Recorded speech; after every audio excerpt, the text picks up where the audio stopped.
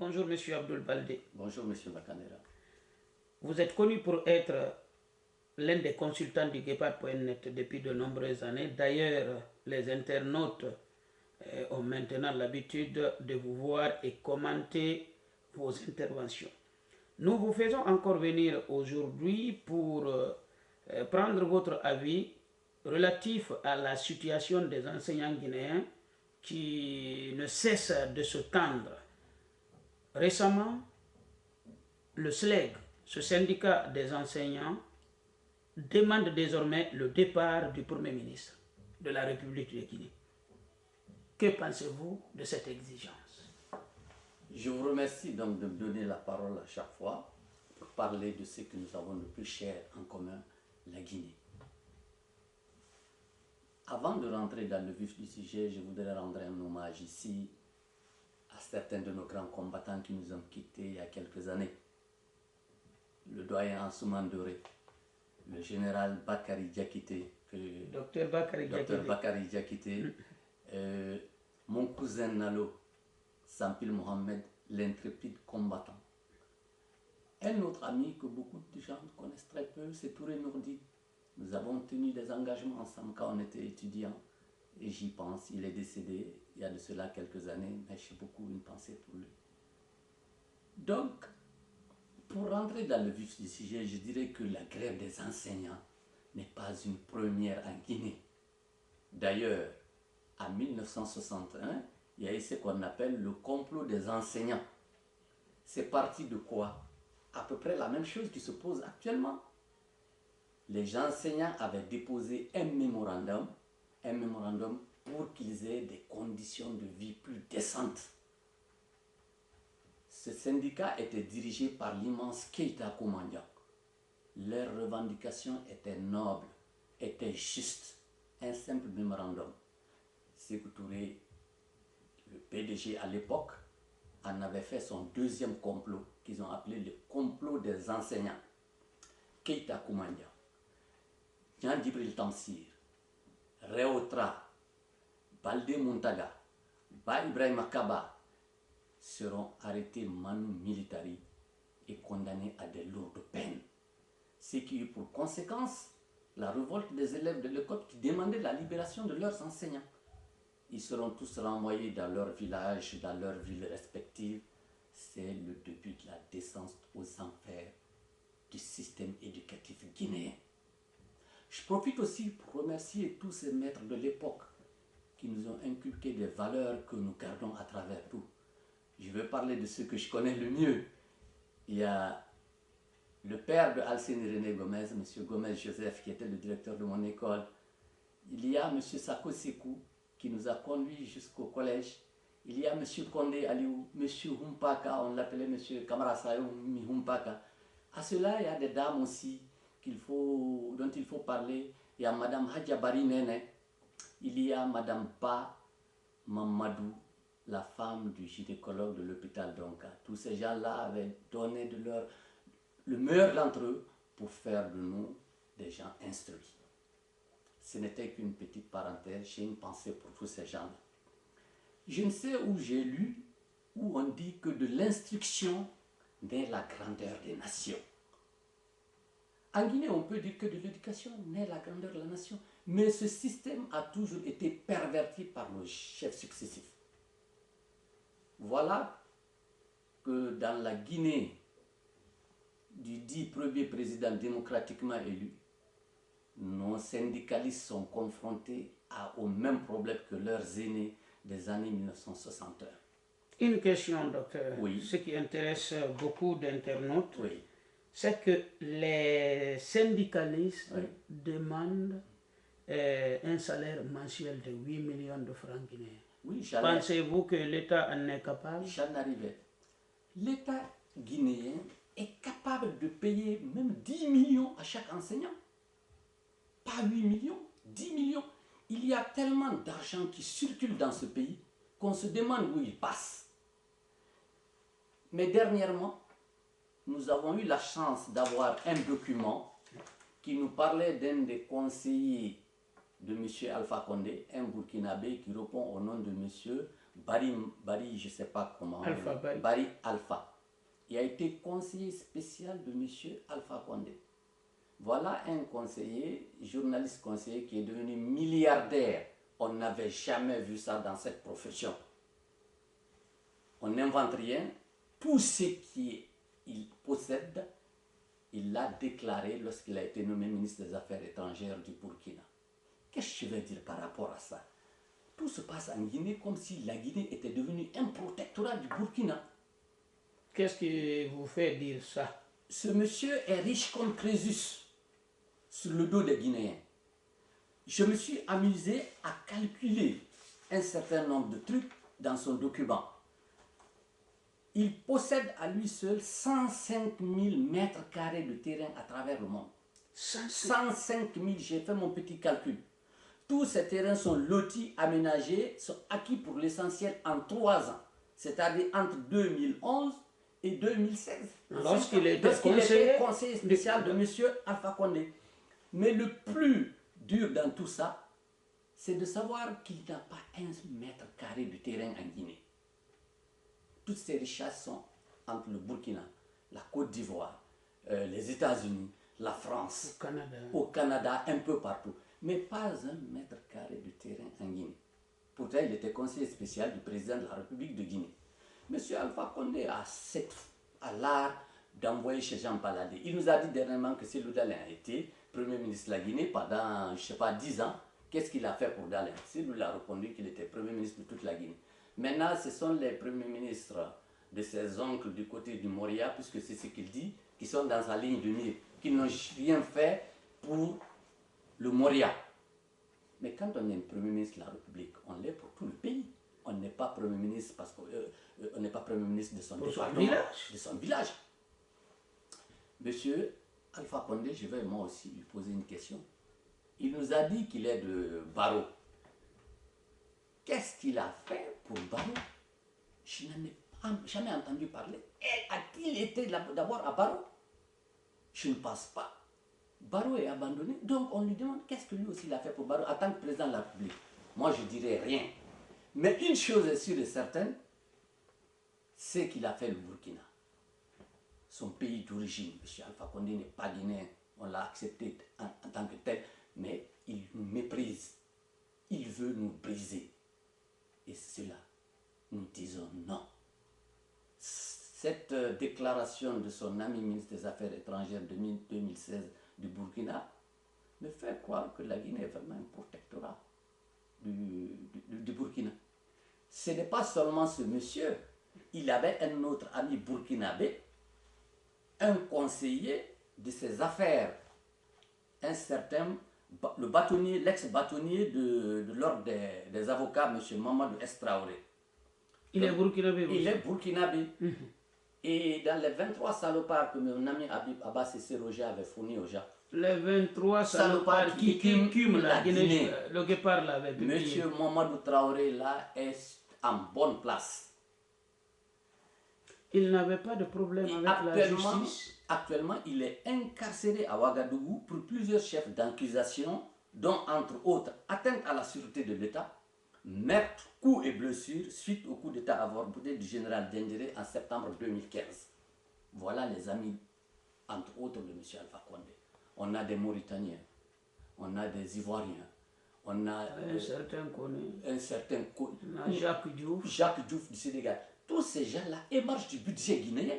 Si à cela nous ajoutons le fait que tout l'entourage de M. Alpha Condé est riche comme Crésus, ils ont des appartements partout, ils ont des maisons aux États-Unis, ils en ont en France, ils en ont en Suisse, ils ont envoyé femmes et enfants dans ces pays-là pour étudier et ils veulent maintenir les enfants des autres sans éducation en Guinée.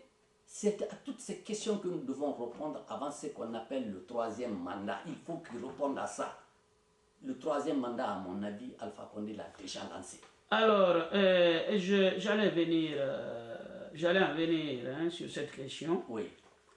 Alpha Condé fait une tournée en Guinée. Oui. Il y a beaucoup d'observateurs qui disent, d'ailleurs très souvent à haute voix, que cette tournée est annonciatrice de son projet de troisième mandat. Oui. Alors, est-ce que c'est ce que vous pensez vous aussi? Je pense comme tout le monde. Hein, d'ailleurs, il a profité de cette tournée pour poser plusieurs premières pierres. Oui, mais il est là depuis 10 ans, il n'a jamais posé une pierre. Ce qui m'impressionne dedans, enfin pas impressionné, ce qui est frappant dans cette histoire de M. Alpha Condé, c'est qu'à chaque fois, il sort avec sa besace de mensonges, il se met à faire des promesses.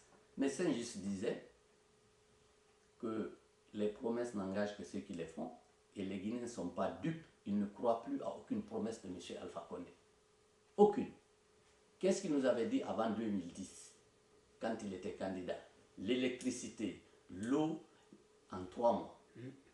Les tablettes pour les étudiants, une machine pour chaque tailleur en 3 mois. Il arrive, l'électricité serait un truc courant en Guinée. Dernièrement, nous avons vu à Zérékoré, lors de sa tournée là, un préfet qui s'était agenouillé devant lui pour dire: Monsieur le Président, aidez-nous à avoir un peu d'eau et d'électricité. Ça, ça fait 8 ans maintenant. C'est même pénible de voir les gens venir s'agenouiller devant un prétendu président de la République pour solliciter l'obtention d'eau et d'électricité, alors que d'autres pays ont déjà dépassé ça. Maintenant, ils nous parlent de, je ne sais pas, de Souapiti, du barrage de Souapiti, qui va nous permettre d'électrifier, donc d'apporter de l'énergie pour industrialiser la Guinée. Nous n'avons pas besoin de ces industries auxquelles ils rêvent en Guinée. Nous avons besoin d'électricité pour les faits courants d'une société. Alors, vous avez posé la question que vous avez parlé de ces promesses. Oui. En tout cas, je me rappelle qu'un jour à Kindia, il y a de cela 2 ans, accompagné de l'actuel Premier ministre qui était à l'époque un ministre chargé des investissements, mais le président Alpha Condé avait promis à Kindia qu'une usine de montage de voitures allait y être installée dans les 6 mois qui suivent. Ça, à Zérékoré aussi, je pense que l'usine de montage de camions devait avoir lieu là-bas. Bon, les journalistes ont récapitulé les promesses d'usine, je pense qu'on est dans les vingtaines. Est-ce que les Guinéens peuvent encore, ont des oreilles pour écouter les promesses d'Alpha Condé? Il prend pour les Guinéens pour des idiots qu'ils sont loin d'être. À Pita, qu'est-ce qu'il avait dit? Qu'on produisait de la pomme de terre, qu'il allait amener une usine de fabrication de chips. Dernièrement, il nous dit que ce ne sont plus les chips, ce sont des pommes de terre congelées qu'on allait exporter. Il nous a dit aussi qu'il allait construire, je ne sais pas, une usine de tablettes à Mamou. Je ne sais pas si vous avez vu les tablettes venues de Mamou. Moi, je n'en ai pas vu. Dernièrement, il revient, c'est la même chose, c'est toujours la même rengaine, les mêmes mensonges. Mais M. Alpha Condé a l'impression que plus le mensonge est gros, plus les Guinéens y croient. Et sous la Première République, c'était pareil. Les gens disaient plus le mensonge est gros, plus c'est aimé, plus il avait l'impression que tout marchait bien. Mais, oui. Docteur, ça c'est une question que plusieurs personnes se posent. Ce n'est pas de la moquerie. Et là, je jure, il y a des Guinéens qui se posent la question, à savoir si le président Alpha Condé est en possession de sa pleine faculté mentale. Parce que l'autre jour, on l'avait vu, vous l'avez vu à la télé, il disait que bientôt les cultivateurs guinéens maintenant, quand tu veux une machine, tu ne prendras que ton téléphone pour appeler pour que les machines viennent. À ce niveau, bon, en tout cas, du domaine dont vous êtes, domaine médical, est-ce que ce n'est pas inquiétant pour un président de la République? Et donc, si on dit qu'il est devenu fou, ça peut le disculper sur certains de ses actes. Seulement, c'est un menteur pathologique. Ce qui veut dire? Ce qui veut dire qu'il ment parce qu'il ne peut pas faire autrement que mentir. C'est un menteur pathologique. C'est en lui. Il a tout le temps menti. Parce qu'en France, encore, aux États-Unis, on n'a pas atteint le niveau où le cultivateur peut appeler les machines viennent. Ce que je vais vous dire. Donc, quand un président de la République dit ça. Ce que je vais vous dire, c'est que M. Alpha Condé n'a plus d'autre chose à dire que le même refrain, c'est mensonge, c'est mensonge, c'est mensonge.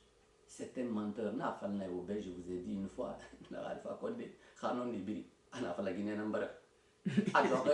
c'est en sous ça maintenant traduit en français. Non, en français, sa seule vérité, c'est lorsqu'il dit que c'est une femme qu'il a mise au monde. Tout le reste, c'est des mensonges. Il dit à Pita, par exemple, mais ça frise, je ne sais pas quoi, comment dire ça. Il dit à Pita, notamment au village de Barry 3 que ceux-ci produisent beaucoup de fonio. Et pour rendre hommage, il dit à Barry 3, il faut qu'il produise davantage de fonio.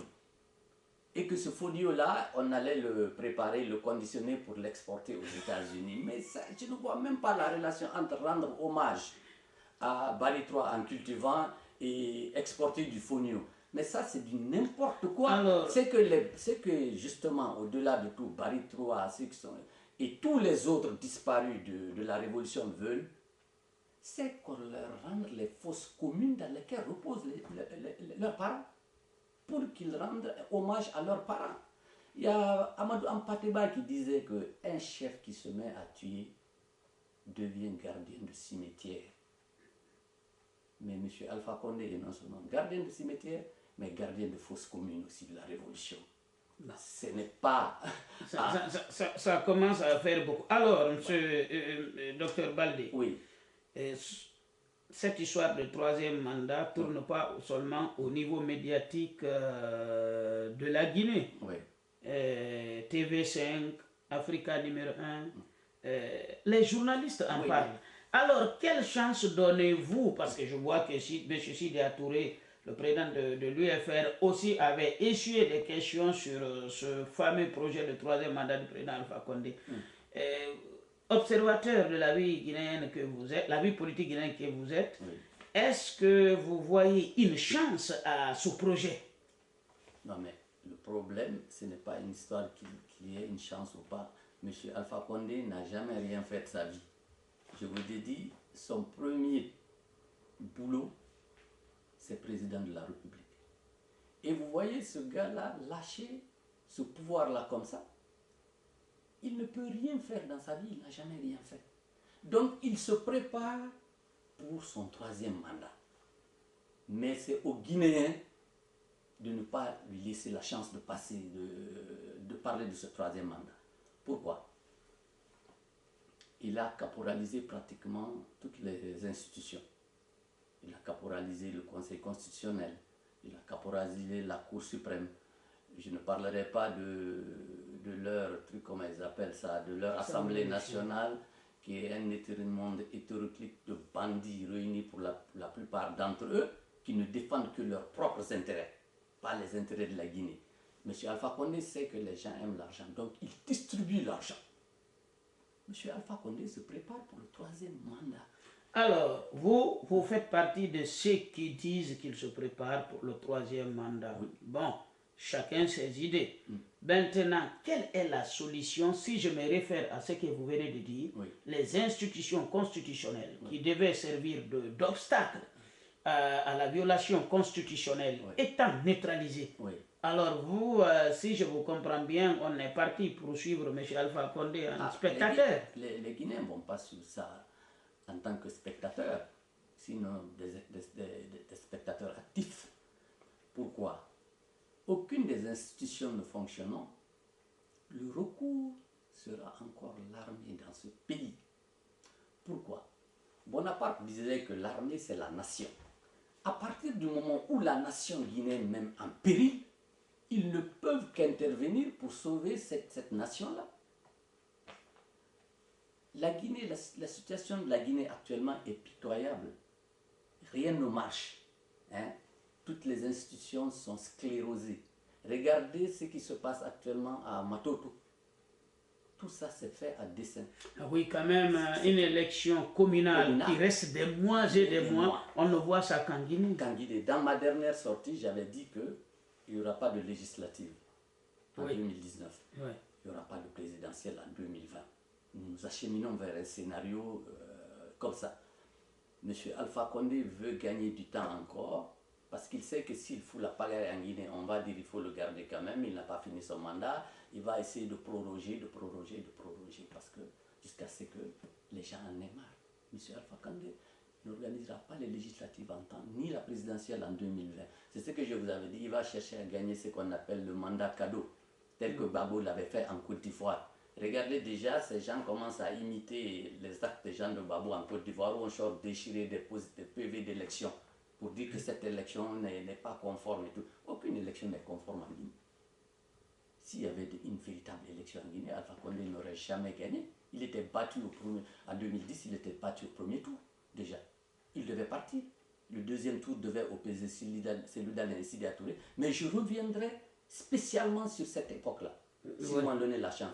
De 2010 à ce qui se passe maintenant. Vous serez invité pour ça, parce que bon, vous avez des choses à dire là-dessus. Oui, il revient à l'armée de débarquer M. Alpha Condé et toute sa clique, remettre les choses à plat pour qu'on parte sur de nouvelles bases. On ne peut pas laisser la Guinée entre les mains des vautours internationaux, tandis que les Guinéens crèvent la dalle, comme on le dit. Il faut mettre fin à ce système-là et le plus rapidement que possible. Sinon, nous ne récupérerons rien de notre pays. Une autre question qui résulte de vos propos. Oui. Vous demandez que l'armée prenne le pouvoir. Oui. D'accord. Vous avez encore confiance à l'armée guinéenne? J'ai confiance à l'armée. Ce n'est pas parce qu'il y a eu tout...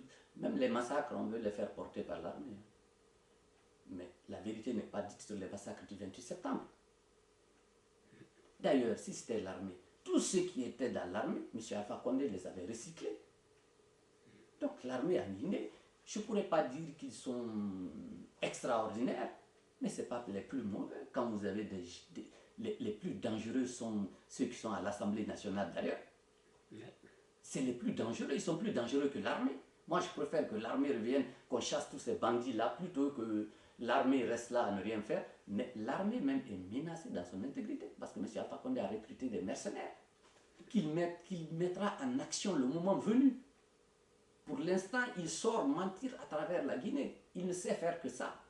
Après, il va essayer de neutraliser l'armée. S'il dort, il les neutralisera. L'armée, c'est la nation. L'armée doit protéger la nation. Et la nation guinéenne est en péril. Parce que le père de l'ethnostratégie en Guinée, c'est bien M. Alpha Condé. Alors, mais son mandat court jusqu'en 2020. Vous faites appel à l'armée. Alors Je fais appel à l'armée pour interrompre son mandat qui finit en 2020. Il faut qu'il finisse en 2019. Et le plus tôt serait le mieux pour la Guinée. Il est en train de vendre la Guinée. Il a même fini de vendre la Guinée par petites portions. Qu'est-ce qu'il lui reste à faire? C'est de s'asseoir et bouffer ses dividendes. Et il ne peut pas payer les enseignants. Il nous dit qu'il ne peut pas payer les enseignants.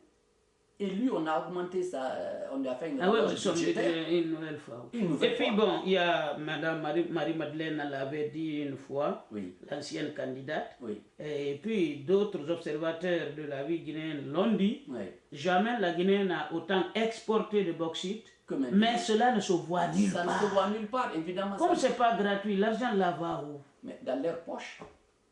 Dans leurs poches. Les poches de M. Alpha Condé, ses acolytes qui tournent autour de lui. C'est vrai, c'est Tibou Kamara qui avait raison. Ou nous chassons M. Alpha Condé, ou nous périrons tous. Ben oui, mais bon, lui, il a changé. Il a changé, mais c'était une bonne méthode. Oui, il n'est pas le seul à avoir changé d'ailleurs. Il y a beaucoup qui ont changé là. On en connaît, mais je reviendrai sur ces gens-là aussi. Alors, docteur, comme nous n'allons pas trop longtemps vous retarder, vous maintenir encore ici, parce que je sais que le Guépard prépare une grande rencontre encore à laquelle vous allez participer. Oui. Il est de coutume avec le Guépard.net de dire vos derniers mots, ce que vous n'avez pas encore dit, l'information que vous voulez ajouter, surtout ce que nous avons abordé aujourd'hui. Non, mais ce qui est sûr et certain, c'est que si on laisse M. Alpha Condé arriver en 2020, c'est que nous serons foutus. Il faut interrompre ce mandat, ce coup KO-là en cours. Il faut l'interrompre. Et ça, je le dirai, je continuerai de le dire, il ne doit pas arriver en 2020. Il faut l'interrompre. Sinon, c'est la nation qui explosera.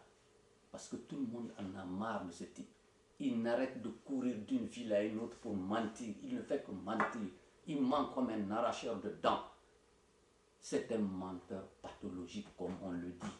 Plus personne ne croit à ce qu'il dit, même lui d'ailleurs, il n'y croit pas.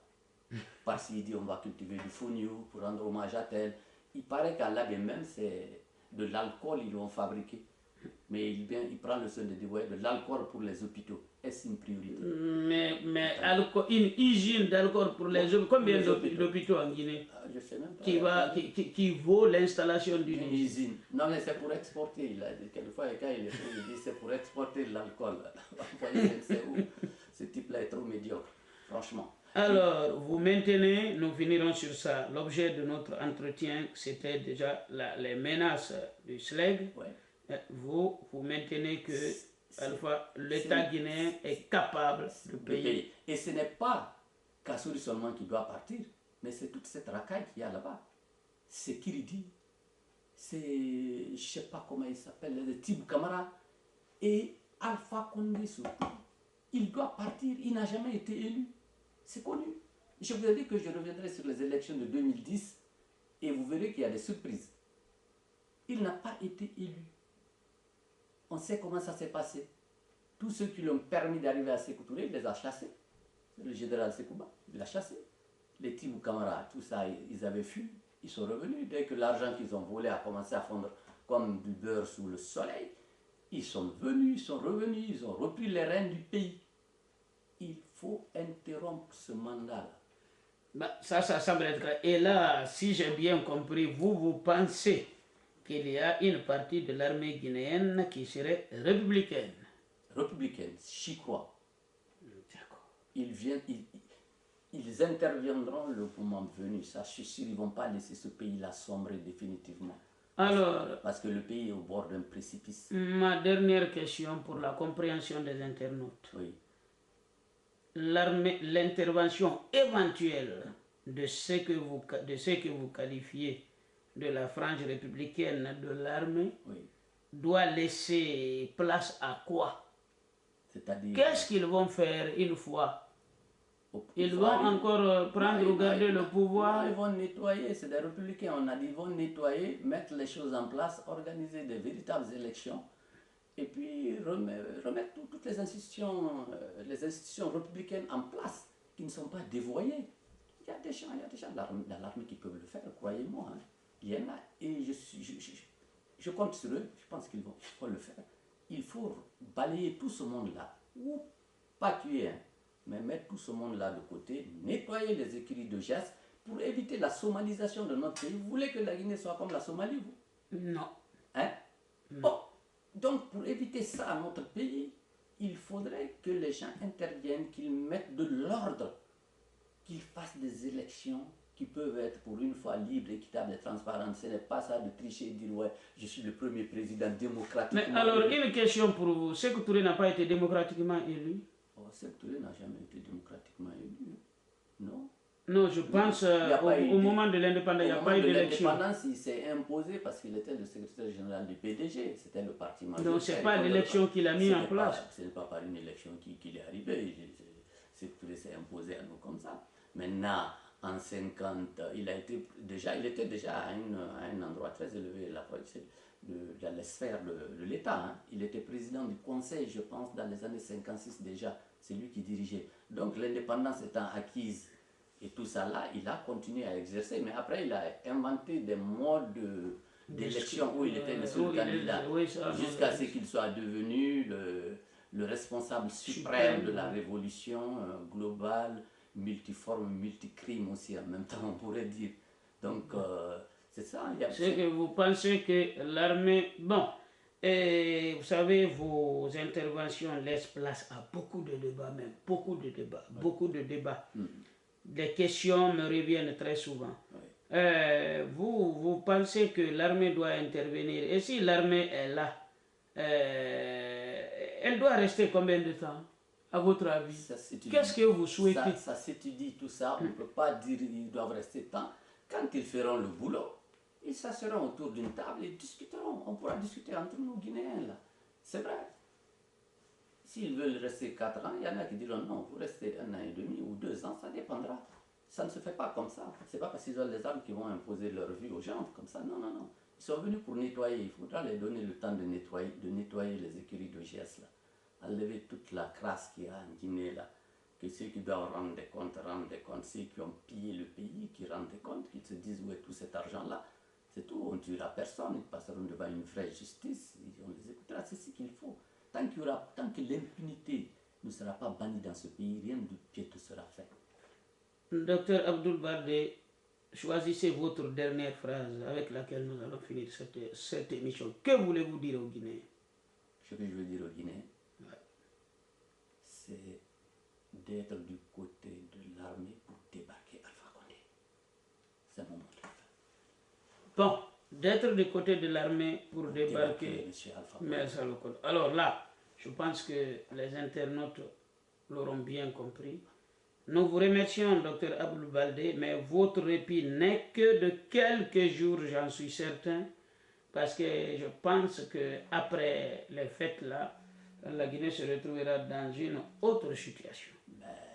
Préparez-vous, le guépard ne tardera pas à vous tendre le micro. Je souhaite que ça se passe bien pour la Guinée et les Guinéens, parce que nous méritons mieux que ce que nous vivons actuellement. Merci, Dr Abdoul Baldé, et à bientôt. À bientôt, merci.